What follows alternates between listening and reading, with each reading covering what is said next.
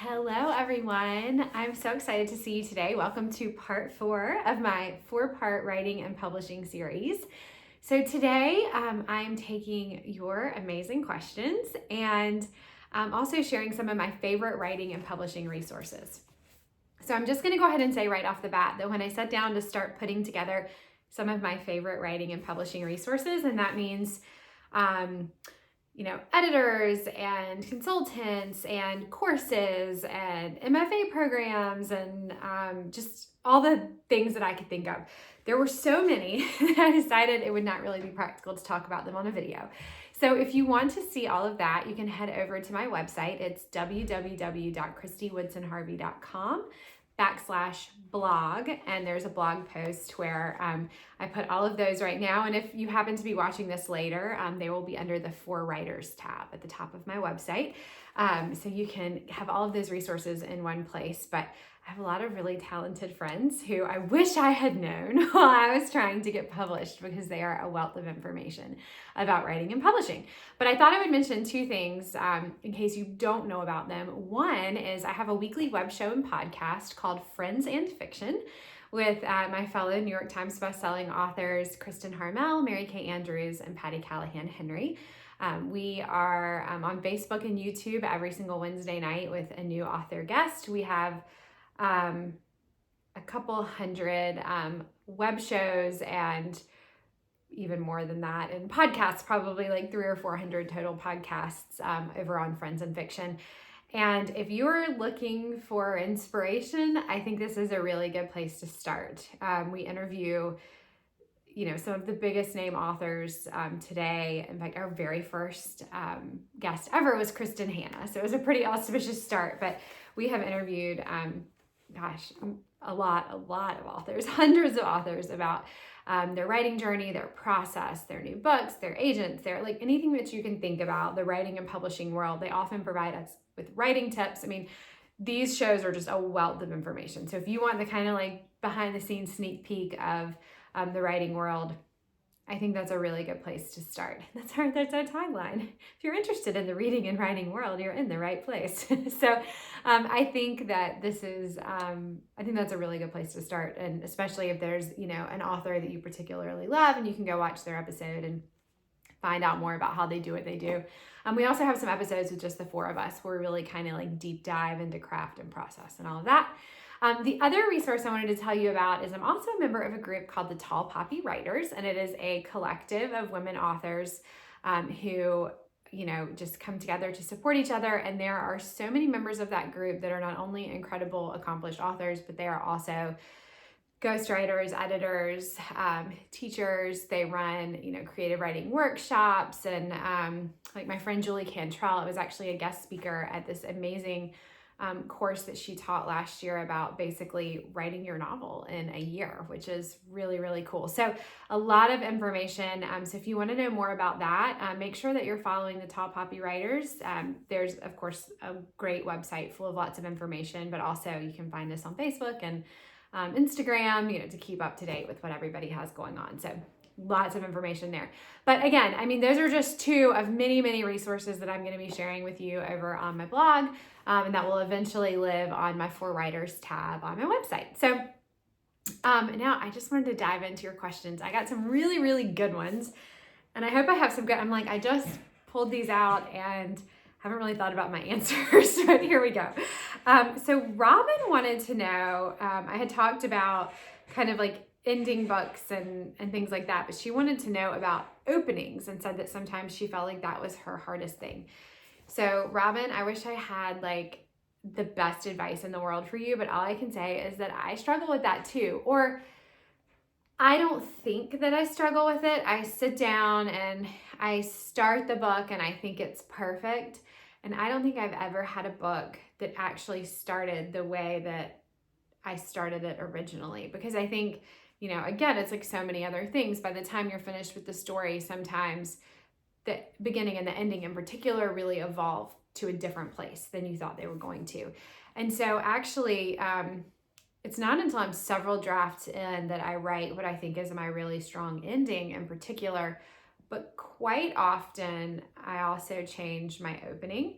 It's a common thing. My agent says this to me a lot. She's like, get us there faster. So like, for example, in the Summer of Songbirds, you know, I took too long getting these women to camp. Like, I love people's like sad backstories and their drama and all of the things going on in their daily lives. And I love to talk about that and their like emotional internal lives. And sometimes I'm not physically getting them there fast enough. So, but for that reason, a lot of times I don't end up keeping my openings. Although I will say the exception to that is Under the Southern Sky. I definitely started with like Keaton talking about her nightmares.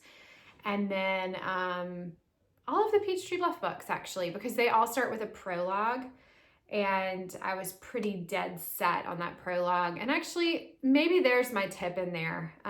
Not all of my books have prologues. Some of them do. A Happier Life has a prologue from the point of view of the house, although that's not how I originally started the book. Or maybe it is. Maybe it is. Actually, maybe it is, because I think one of the key things that I was really interested in that book was like the stories that are held within the walls of houses. And I wanted to kind of convey that. So maybe it was. But maybe a prologue is a good place to start. I feel like a prologue can give you this lovely, like broad sweeping overview that helps you like centrally focus in on like, what is the story that I'm telling and what is this book about? And so, I think that's really always what the focus needs to be at the beginning. But again, if you don't start with the opening, if you come back later and write that killer first chapter, then I actually kind of recommend that. I think it's a great way to go, because when you're finished with it, you kind of know where you need to start. At least that's how I feel.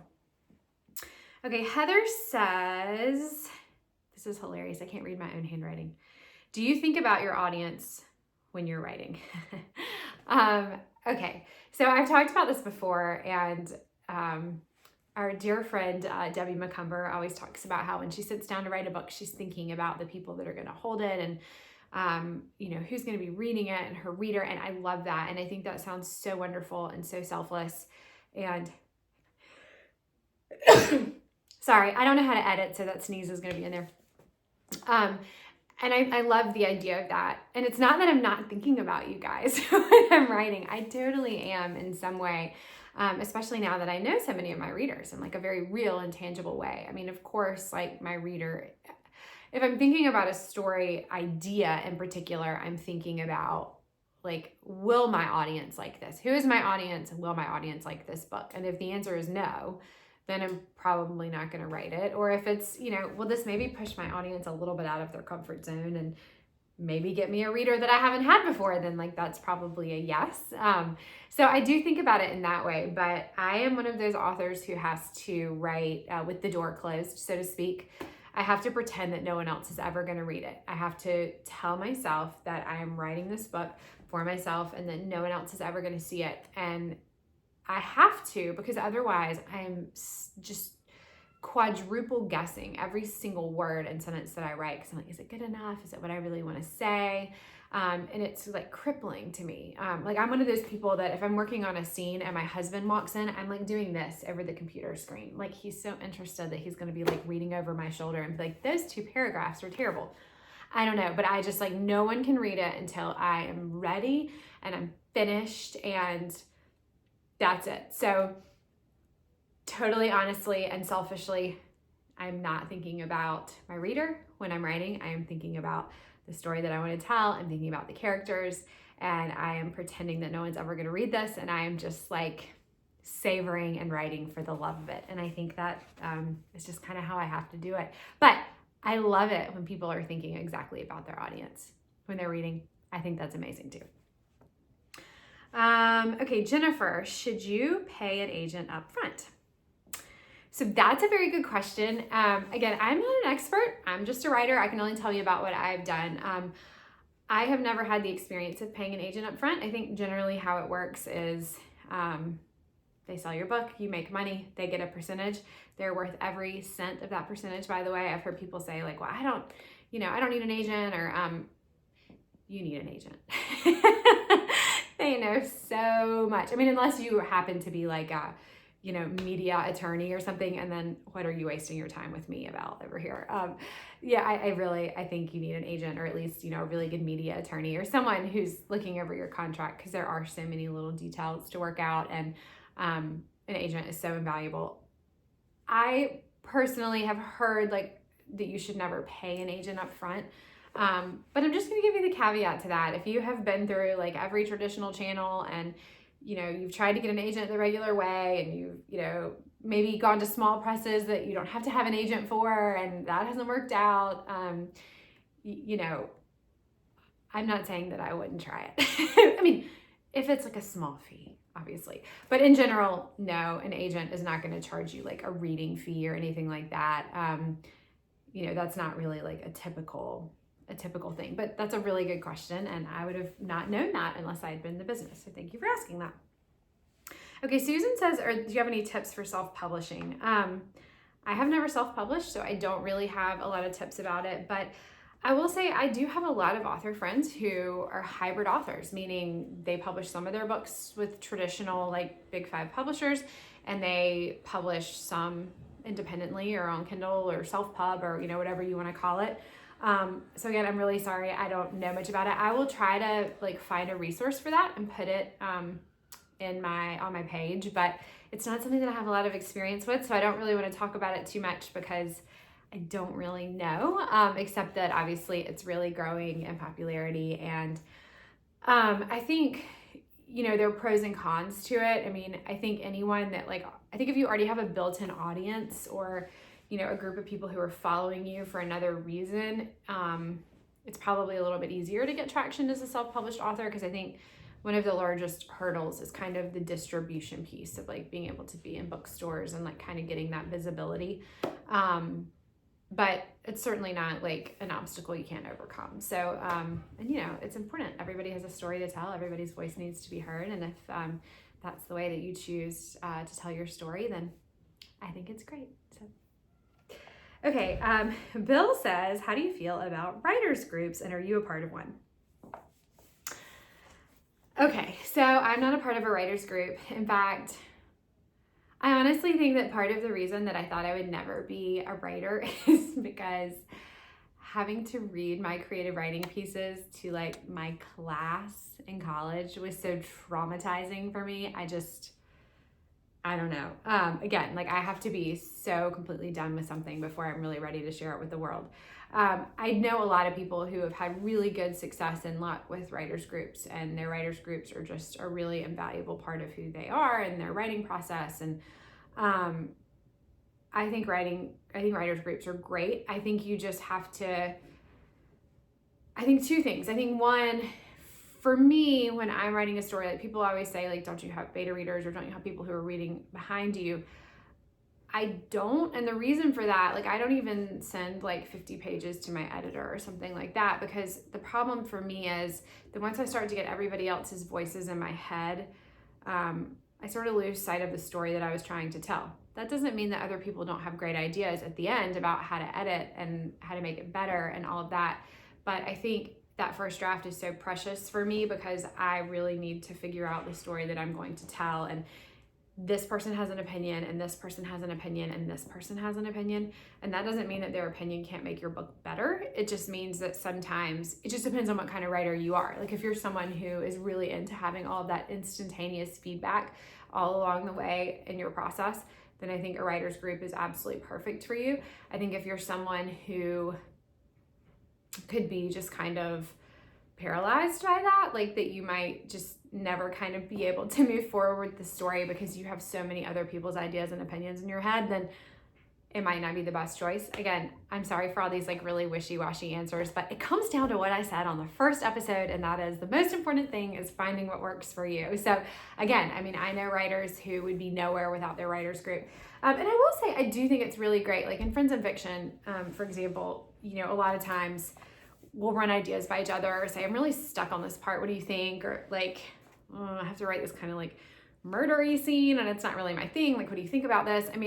Those types of things, that's really, really invaluable. But again, these are really good friends of mine and really accomplished authors whose opinions I really, really trust. And so I think that's the bottom line. I think your first readers need to be someone who you really trust. And I got, on that note, I got a lot of questions about beta readers. And I have like sort of two answers to that. I don't really have beta readers, except I kind of do. So my mom and my aunts are my beta readers for my books. They always have been since the very beginning. They're the very first people that read my very first draft, and they usually read like 3 or 4 iterations of the book along the way. And it's because they'll tell me the truth. Like, there was a book that they didn't really love of mine that I ended up completely rewriting. And even though that was hard to hear, like, it was good feedback. But they tell me the truth in like a positive way. And like, if they love the book, it's like, you know, the greatest thing that's ever happened. And like I said, I really need that when I'm starting out and trying to put something sort of out into the world. I need to know that like, it's not garbage and that someone loves it. So yeah, they're always my first readers. They always find lots of things for me. And they're almost more like, they're like a kind editorial eye. And then it kind of depends on the book, but sometimes the book then goes to my agent and sometimes it goes straight to my editor. So it just sort of depends on like, you know, if I want another set of eyes before it goes to my editor, or, you know, that kind of thing. So it varies from time to time, but I really don't have beta readers. And again, it's the same thing. I mean, I love the idea of having beta readers, but I also, the idea of having so many different people's opinions is just really stressful to me, like at the beginning when I'm sort of trying to figure out what a story is about. And I think that's where, you know, a great agent and a great editor really come into play. And I will say that I will go back to that self-publishing question that somebody asked. I do think if you self-publish, it is a great idea to have a professional editor, and I have some really great ones for you listed on my website if that is helpful to you. Because they will just, they read it a different way. They see things in a different way. And I think when you have a good experienced editor, it really does make your book better. It makes your writing better, and just make sure that you're putting like your best foot forward and your best self out into the world. Okay, so I think that's it. Thank you for being here on this journey with me. And if you are just chiming in, you can find episodes 1, 2, and 3 of my writing and publishing series on my website, KristyWoodsonHarvey.com, under the For Writers tab, or on YouTube, my Kristy Woodson Harvey channel. So yeah, thank you so much for letting me share my 2 cents with all of you. It's been great fun. And I thank you for all your positive and kind comments. And I really didn't want to do this, so thank you for asking me a lot of great writing and publishing questions, and giving me the confidence to do it, because it was really fun. And I found out just how much I like talking about it. So I really appreciate all of you for kind of pushing me out of that comfort zone and letting me talk about what I love so much. And I wish you all the best in your own writing and publishing journey.